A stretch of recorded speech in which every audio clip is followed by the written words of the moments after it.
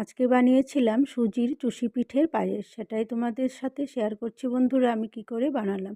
তার জন্য প্রথমে 1 কাপ সুজিকে হালকা ভেজে নিলাম। সুজিটা যখন হালকা ভাজা হয়ে গেল তাতে দিয়ে দিলাম 1 কাপ দুধ, ওই কাপেরই 1 কাপ জলও দিয়ে দিলাম। এখন সম্পূর্ণ মিশ্রণটাকে সমানভাবে নাড়িয়ে যেতে হবে। নাড়িয়ে নাড়িয়ে আমি একটা সুজির ডো বানিয়ে নেব।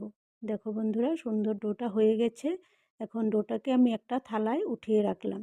উঠিয়ে একটু ঠান্ডা করে ওখানে আমি 1 চামচ ঘি দিয়ে দিলাম। ঘিটা দিয়ে আবার এই সুজির মিশ্রণটাকে খুব ভালো করে চেপে চেপে মাখিয়ে নেব।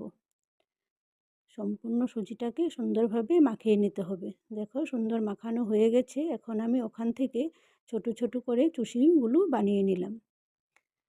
এক হাতে মোবাইল তো তোমাদেরকে দেখাতে পারলাম না, আমি আগেই বানিয়েছি। এভাবে সম্পূর্ণ চুষিগুলো বানিয়ে নিলাম। তারপর এদিকে দুধটাকে আমি আগে থেকে জাল করে একটু ঘন করে নিয়েছি। এখন আমি ওখানে দিয়ে দিলাম খেজুরের গুড়। গুড়টাকে ভালো করে নাড়িয়ে গলিয়ে নিতে হবে। গুড়টা যখন সম্পূর্ণ গলে গেল তখন আমি চুষি পিঠেগুলো দিয়ে দিলাম। দিয়ে ভালো করে মিশিয়ে 5-7 মিনিট ফুটিয়ে নেব। সুন্দরভাবে ফুটে যখন ঘন হয়ে এলো তখন নামিয়ে রাখলাম। খেতে কিন্তু দারুণ হয়েছিল বন্ধুরা সুজির এই চুষি পিঠেগুলো। ধন্যবাদ সবাই।